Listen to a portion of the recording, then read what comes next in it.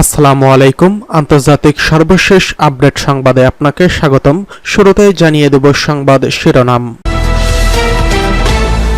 শুরুতেই জানিয়ে দেব মধ্যপ্রাচ্যের যুদ্ধ চায় ইসরায়েল, অপূরণীয় পরিণতির হুঁশিয়ারি দিচ্ছে ইরান। জানিয়ে দেব জেলেনস্কির বিরুদ্ধে এবার কঠোর অভিযোগ তুললেন ডোনাল্ড ট্রাম্প। অন্যদিকে দক্ষিণ লেবাননে আবারও ইসরায়েলিরা হামলা চালিয়েছে। অন্যদিকে ব্লু লাইন বরাবর নতুন নিরাপত্তা ব্যবস্থা গড়তে মরিয়া হয়ে উঠেছে নেতানিয়াহু।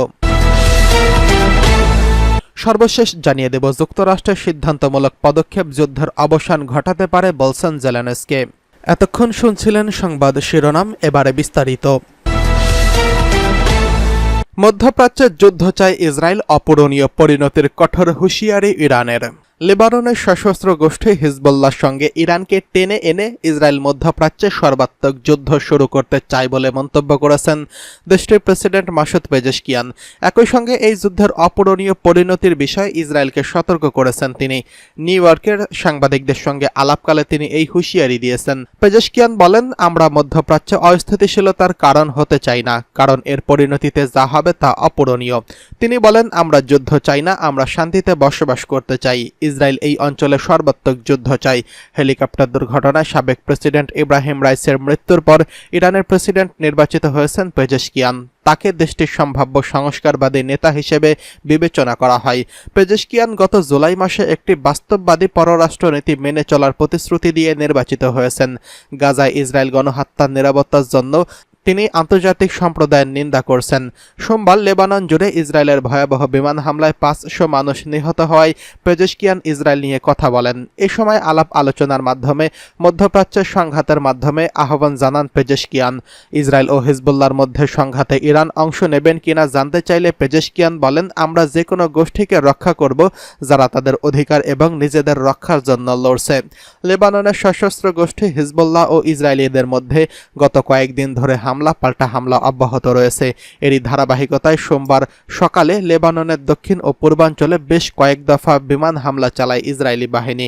তাদের হামলায় নারী ও শিশুসহ অন্তত 492 জন নিহত হয়েছেন। আহতের সংখ্যা 1600 ছাড়িয়েছে। গত বছরের 7 অক্টোবর সংঘাত শুরুর পর প্রতিবেশী দেশে এটি ইসরায়েলি বাহিনীর সবচেয়ে বড় হামলা। এদিকে জেলেনস্কির বিরুদ্ধে যে অভিযোগ তুললেন ডোনাল্ড ট্রাম্প। মার্কিন নির্বাচনে রিপাবলিকান প্রেসিডেন্ট প্রার্থী ডোনাল্ড ট্রাম্প বলেছেন, ইউক্রেনের প্রেসিডেন্ট ভলোদিমির জেলেনস্কি আসন্ন মার্কিন প্রেসিডেন্ট নির্বাচনে ডেমোক্র্যাটদের জয় দেখতে চান।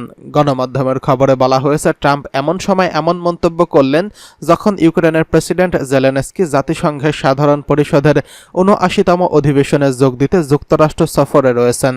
এবার সফরে জেলেনস্কি রাশিয়ার বিরুদ্ধে যুদ্ধে জয়ের বিশেষ পরিকল্পনা নিয়ে মার্কিন প্রেসিডেন্ট জো বাইডেন এবং আসন্ন নির্বাচনে ডেমোক্র্যাট প্রার্থী কমলা হ্যারিস এবং রিপাবলিকান প্রার্থী ট্রাম্পের সঙ্গে বৈঠক করবেন বলে জানিয়েছেন।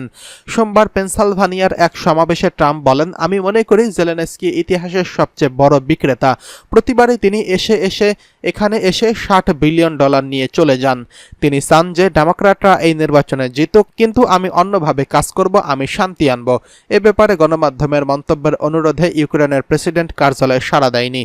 ট্রাম্প তার শান্তি পরিকল্পনার কোনো বিশদ বিবরণ দেয়নি। তিনি বলেছেন, আগামী 5 নভেম্বরে প্রেসিডেন্ট নির্বাচনে তিনি জয়ী হলে রাশিয়া ইউক্রেনের যুদ্ধ অবসানের জন্য তিনি রাশিয়ার প্রেসিডেন্ট ভ্লাদিমির পুতিন এবং ইউক্রেনের প্রেসিডেন্ট জেলেনস্কিকে একটি চুক্তিতে কাজ করার আহ্বান জানাবেন। ট্রাম্প গত সপ্তাহে বলেছিলেন তিনি যুক্তরাষ্ট্র সফররত জেলেনস্কির সাথে সম্ভবত বৈঠক করবেন। তবে ট্রাম্পের ঘনিষ্ঠ ব্যক্তিদের মতে এখনও কোনো বৈঠক নির্ধারণ করা হয়নি। জেলেনস্কি গত রবিবার কমলা হ্যারিসের মিত্র ডেমোক্র্যাটিক গভর্নর জোশ শাপিরের সঙ্গে পেনসিলভানিয়ার একটি অস্ত্র কারখানা পরিদর্শন করছিলেন। নির্বাচনী যুদ্ধের সময় ডেমোক্র্যাটদের সঙ্গে ইউক্রেনের প্রেসিডেন্ট পেনসিলভানিয়ার সফরে ট্রাম্পের কিছু সহযোগীকে ক্ষুব্ধ করছে। পেনসিলভানিয়া উল্লেখযোগ্য সংখ্যক ইউক্রেনীয় আমেরিকান রয়েছেন। ডেমোক্র্যাটদের সাথে জেলেনস্কি সফরটি ডেমোক্র্যাট ভোটারদের বাড়াবে বলে মনে করছেন রিপাবলিকানরা। যুক্তরাষ্ট্র ও তার মিত্ররা রাশিয়ার আগ্রাসন শুরুর পর থেকেই ইউক্রেনকে বহু বিলিয়ন ডলারের সহায়তা দিয়েছে এবং মস্কোর বিরুদ্ধে একাধিক নিষেধাজ্ঞা আরোপ করছেন। তবে ট্রাম্প ইউক্রেনের জন্য ক্রমাগত মার্কিন সহায়তাকে অর্থের অপচয় হিসেবে বর্ণনা করছেন এবং কখনোই প্রকাশ্যে বলেনি যে তিনি ইউক্রেনের বিজয় চান। জেলেনস্কি এর আগেও বলেছেন, নভেম্বরে মার্কিন প্রেসিডেন্ট নির্বাচনে জয়ী হলে ট্রাম্প কি করবেন তা ভবিষ্যৎবাণী দিতে পারবেন না, তবে আশা করছি রিপাবলিকানরা ইউক্রেনের জন্য মার্কিন সামরিক সমর্থন বজায় রাখবে। এদিকে দক্ষিণ লেবাননে আবারও ইসরায়েলিদের হামলা। লেবাননের দক্ষিণে হিজবুল্লাহর লক্ষ্যবস্তুতে আবারও হামলা শুরু করছে ইসরায়েলি বাহিনী। মঙ্গলবার ইসরায়েলের সামরিক বাহিনী জানিয়েছে তারা রাতভর হিজবুল্লাহর ডজন ডজন লক্ষ্যবস্তুতে আঘাত হেনেছে। বিমান হামলায় প্রায় 500 জন নিহতের পরদিনই নতুন করে হামলা চালালো ইসরায়েল। ব্রিটিশ বার্তা সংস্থা রয়টার্স এই খবর জানিয়েছেন। লেবাননে কয়েক দশকের মধ্যে সবচেয়ে প্রাণঘাতী দিন শেষে ইসরায়েল আবারও হামলা শুরু করায় ওই এলাকায় পুরোপুরি সংঘর্ষের আশঙ্কা বাড়িয়ে দিয়েছে। হামলা শুরুর পর থেকে দক্ষিণ লেবানন ছেড়েছে লক্ষাধিক মানুষ।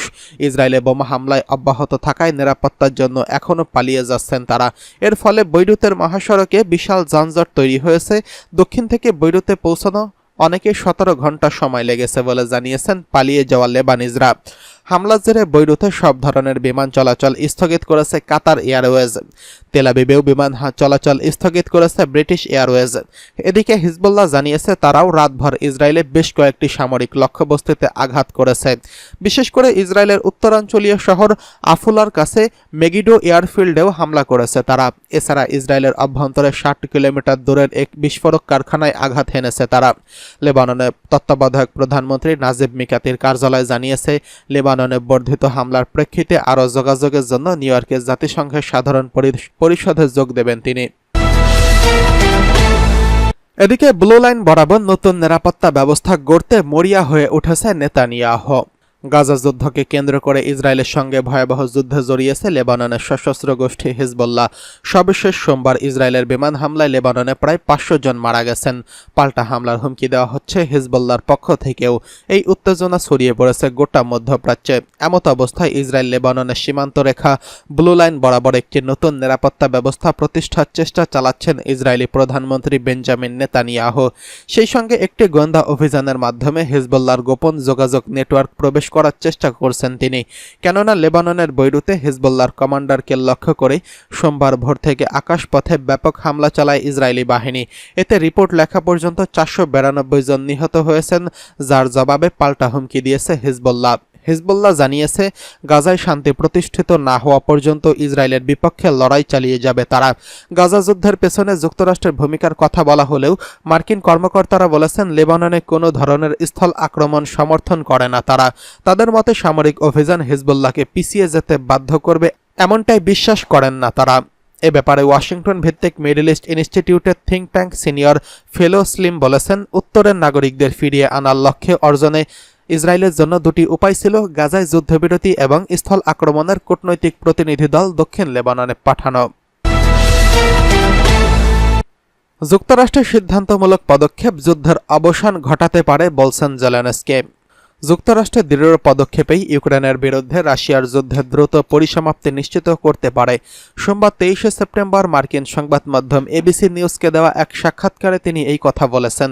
ইউক্রেনের প্রেসিডেন্ট ভলোদিমির জেলেনস্কির সাক্ষাৎকারে তিনি দাবি করেছেন তার দেশের যুদ্ধের দ্বারপ্রান্তে রয়ে গেছে।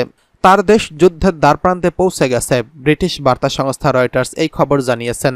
মার্কিন কংগ্রেসের প্রতিনিধিদের সঙ্গে বৈঠক শেষে টেলিগ্রাম মেসেঞ্জিং অ্যাপে একটি পোস্ট করেছেন জেলেনস্কি। তিনি বলেছেন, চলতি বছর শেষ নাগাদ আমাদের কাছে ইউক্রেন ও যুক্তরাষ্ট্রের মধ্যে সংহতি বৃদ্ধির সুযোগ রয়েছে। তিনি আরও বলেছেন, দৃঢ় পদক্ষেপের মধ্য দিয়েই ইউক্রেনের বিরুদ্ধে রুশ আগ্রাসনের অবসান ত্বরান্বিত হবে। জাতিসংঘের সাধারণ পরিষদ সম্মেলনে অংশগ্রহণ করতে যুক্তরাষ্ট্রে আছেন জেলেনস্কি। এই সফরে তার হোয়াইট হাউসে যাওয়ার কথাও রয়েছে। সেখানে তিনি ইউক্রেনের জয়ের পরিকল্পনা তুলে ধরবেন বলে জানা গেছে। এবিসি নিউজের সঙ্গে সাক্ষাৎকারে ওয়াশিংটন ও অন্যান্য মিত্রদের কাছে সমর্থন অব্যাহত রাখার আহ্বান জানিয়েছেন জেলেনস্কি।